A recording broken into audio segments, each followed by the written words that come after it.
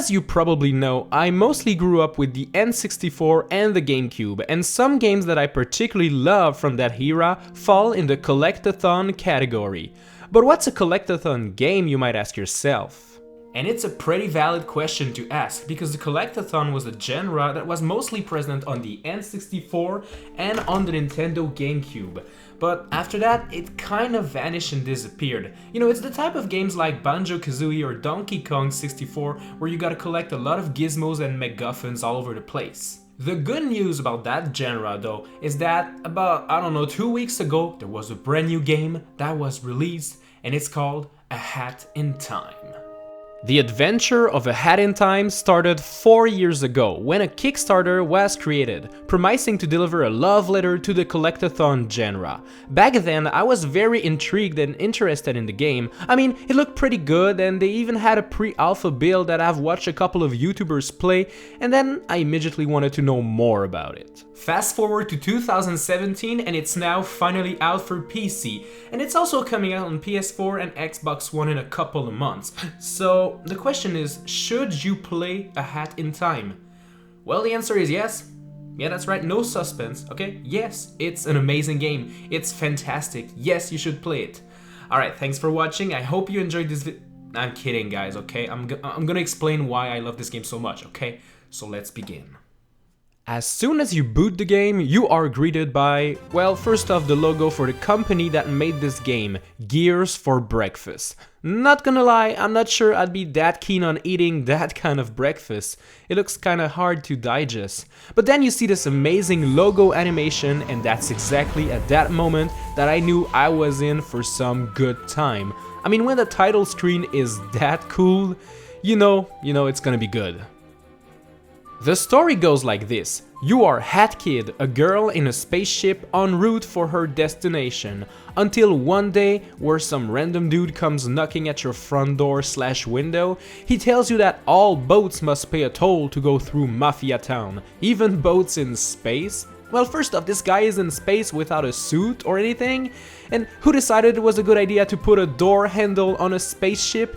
Well, I mean, on the front window of the spaceship particularly? Well, maybe I'm just overthinking this a little bit. The truth is, the Mafia breaks the window and you get sucked up on their planet.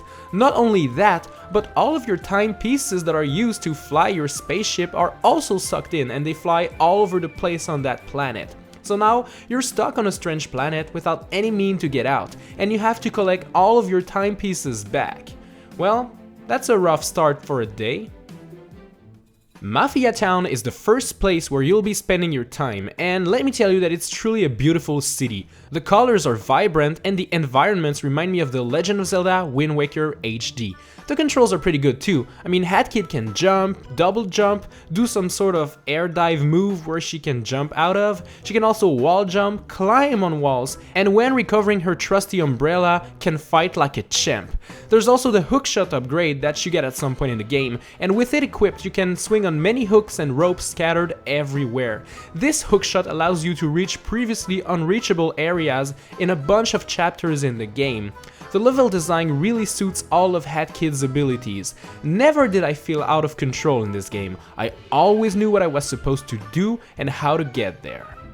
A Hat in Time is separated in acts, you know, kinda like the 3D Mario games like 64 and Sunshine, where you always have a separate objective depending on which act you take. For example, in Mafia Town, one act will lead you through the city looking for tickets to open a safe. Then another chapter will have the city completely filled by lava, forcing you to close the faucets of lava scattered all over the place. And the game is filled with those little details that I truly love. For example, there's this act where it's pouring rain outside, and in those acts, Hat Kid will wear a little raincoat. It doesn't change gameplay, it doesn't affect anything, it doesn't give you a special power-up, but I mean, it's pouring down rain, so a raincoat really helps. It's just one little detail that truly adds to the immersion in the game. I can't talk about A Hat in Time without mentioning, well, the hats. They have to be important after all, the word is in the title of the freaking game. Well, throughout the game you will find yarn balls that can be used to stitch new hats, and all of those hats have different abilities. Your basic top hat will be used to find hidden timepieces and pretty much to see your objective if you're lost. You also have a hat that makes you run fast, a hat that turns you into an ice statue, a hat that reveals secret platforms, and even more hats that I'm not gonna spoil because, I mean, geez, it's the game, you gotta play it yourself. Plus, all of those hats can be upgraded by collecting badges. For example, there's this one cool upgrade to the running hat which gives you a scooter to go super fast. I mean, what kind of game does that? That's so cool!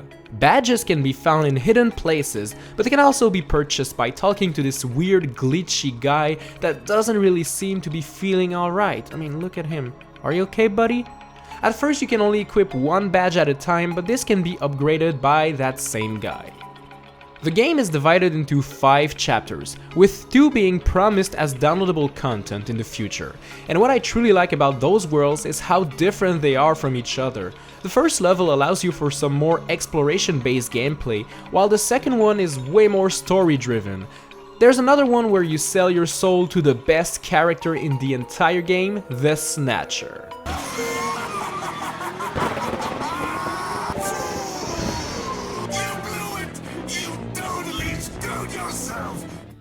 At this point, you have contracts that you have to agree to in order to progress in the level.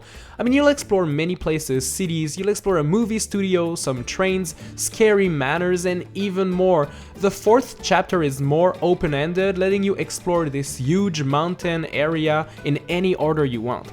So seriously, every chapter is different from the previous one, and that's why it's so awesome. You never get bored. There's always something you don't expect, and it's always happening when you don't expect it too. I mean, one act you will be sneaking through a movie studio, and the one after you will be on a train trying to uncover a murder by finding clues scattered everywhere. Like seriously, who came up with that? It's amazing, it's great.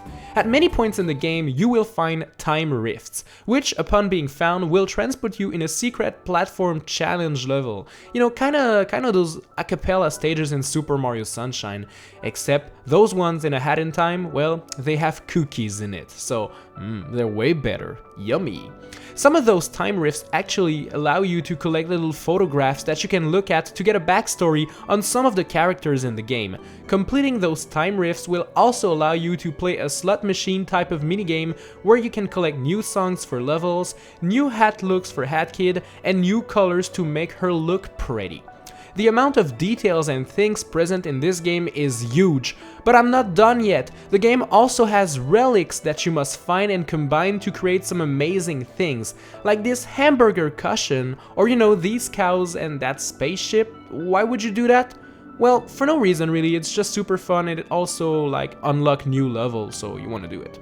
The game also has boss fights, which are super fun and super different from everything in the game. Some of those bosses forces you to play in a side-scroller type of fight, while others let you use all of your powers and abilities in 3D. The music of A Hat in Time is simply stunning, the time riff music being one of my favorite tracks of the entire game. So soothing, so relaxing. The game sometimes suffers from minor camera problems, but usually it's really not that much of a problem, and you can always fix the camera yourself by tilting it a little bit. It is also kind of on the short side, but for that type of game, I guess it's a good thing because it left me craving for more, and never did I want to actually quit and never come back to the game ever again. I mean, it's not frustrating, okay? It's not like DK64. It can be quite challenging at some parts, especially the final chapters, but beating an act and getting the time piece is so satisfying that you'll keep trying until you get it. In conclusion, I freaking love The Hat in Time. It's about 30 bucks on Steam right now, and it's totally worth all of those bucks. There's also DLC that is gonna come out because the Kickstarter goals were blasted way past what the guy expected to get. So we're gonna get more chapters, we're gonna get more freaking things. It's gonna be amazing. Like seriously, go buy this game right now. Support the guy. He made a fantastic game and it deserves some recognition. So yeah, that's pretty much it. Thanks a lot for watching. I hope you enjoyed watching this video as much as I enjoyed making it, and also as much as I enjoyed playing A Hat in Time. If you want to help me out, you can give me a little like, because I appreciate those. You can also follow me on Twitter, subscribe to me on YouTube, and turn on the notification if you feel like it. That's pretty much it. I'll see you next time. See ya, guys.